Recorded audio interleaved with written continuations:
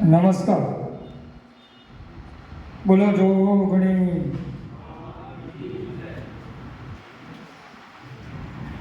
મારા પહેલા ઘનશ્યામભાઈએ ખૂબ સરસ વાત કરી કે એજ્યુકેશન કેમ જરૂરી છે.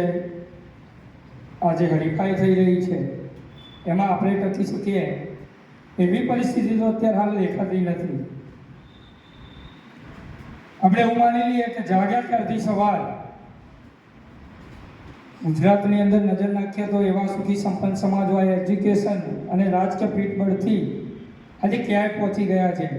અને જ્યારે અમે જાહેર જીવનમાં હોય ત્યારે ઘણીવાર જોવા મળે છે કે સાલું દુઃખ સાથે કહેવું પડે છે કે આપણે ક્યાં, પ્રશ્ન થાય ને કે આપણે ક્યાં ઊભા છીએ, એવો પ્રશ્ન મને પણ થાય છે યુવાન તરીકે. અને જ્યારે 282 ગોળ રાવળગી સમાજ વિકાસ ટ્રસ્ટ એક એવું આયોજન કરવા જઈ રહ્યું છે કે જેમાં શિક્ષણ, રાજકીય અને સરકારી કર્મચારીઓનું સન્માન. આ દિવસ સુધી આપણે શિક્ષણની વાતો કરી, પણ આ પહેલી વાર મારા 33 વર્ષની ઉંમરમાં મને જાણવા મળે છે કે આ વખત રાજકીય વાત લઈને આવ્યા છે.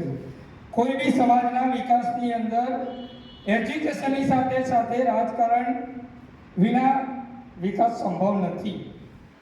એટલે પહેલાં તો જે ટ્રસ્ટના આગેવાનો છે એમના વિચારને હું યુવાન તરીકે વંદન કરું છું. જો રાવળ સમાજને તમારે વિકાસના પંથ પર લઈ જવો હોય તો અન્ય સમાજોથી શીખવું પડશે. એજ્યુકેશનની સાથે સાથે રાજકારણમાં પણ આપણી સહભાગિતા હોવી જ જોઈએ, તો જ આપણે ત્યાં પહોંચી શકીશું.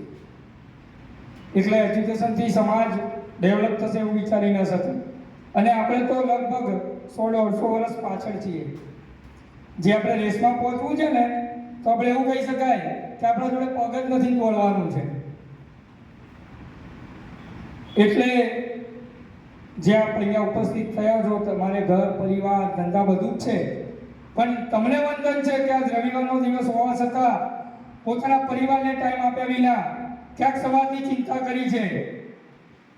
સમાજની ચિંતા કરીને આપણે અહીંયા ઉપસ્થિત થયા છો, તો આપણે બધા મળીને એક એવું આયોજન કરીએ કે જે ઇતિહાસમાં લખાય. અને જ્યારે 282 ગોળમાં આવતા 11 તાલુકાઓને એકઠા કરીને આપણે એક કાતણે કરીશું, તો હું માનું છું કે જે આપણો હેતુ છે કે રાવળ સમાજ એજ્યુકેશન, એના બાળકો ભણે. આજ સોશિયલ મીડિયાના માધ્યમથી એજ્યુકેશન માટે તો ઘણું બધું કામ થઈ રહ્યું છે. લગભગ 5-6 જગ્યા તો લાઇબ્રેરીઓ બની ગઈ છે. અને એના ફળ ક્યાંક મળી રહ્યા છે કે તમારા દીકરા, આપણા સમાજના દીકરા, એટલે આપણા દીકરા, આપણી દીકરી ક્યાંક સરકારી નોકરી લાગી રહી છે. અને તમે બધા ખુશીથી એની પોસ્ટ ઇન્સ્ટાગ્રામમાં, ફેસબુકમાં અને ગ્રુપોમાં મૂકો છો. મૂકીએ છે ને, અત્યારે એક આવે તો એટલો તમને ખુશી થાય છે. તમારો ભાઈ 3 સ્ટાર વાળો પીઆઈ બેઠો હોય તો રાવળ તરીકે તમને ડર લાગે પોલીસ સ્ટેશનમાં જતા?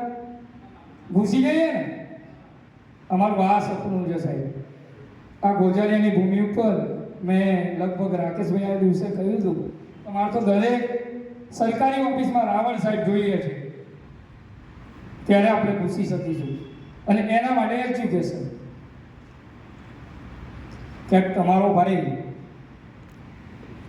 આ વર્ષ તો આપણા પર એવું કહી શકાય કે મા જોગમાયાની કૃપા રહી છે કે 2 પ્રમુખો અને 1 ડેપ્યુટી મેયર પદ રાવળ સમાજના આ 80 વર્ષમાં આજે મળે છે સાહેબ. આ વર્ષ એવું છે કે રાજકીય રીતે સુવર્ણ અક્ષરે લખી શકાય સાહેબ. આ દિવસ સુધી નથી મળ્યું, તમને આ વર્ષમાં મળી ગયું 2026 ની અંદર. એટલે રાવળ સમાજ પાપા પગલી પણ વિકાસ તો કરી રહ્યો છે, સ્વીકાર લેવાનું, પણ હવે સ્પીડ પકડવી છે. તો આપણે બધા વડીલો, યુવાનો સાથે મળી અને જે આ પ્રોગ્રામ થઈ રહ્યો છે એમાં તન, મન, ધનથી આપણે સહકાર આપીશું, સહભાગી થઈશું, પોતાને માથે આવતું કામ ઉપાડી લઈશું, તો 100% રાવળ સમાજ વિકસિત, વિકાસશીલ અને આયોજનથી આપણે આપણા બાળકોનું ભવિષ્ય સુંદર બનાવી શકીશું. એ જ આપ સર્વેથી અપેક્ષા. જય હિન્દ, જય ભારત.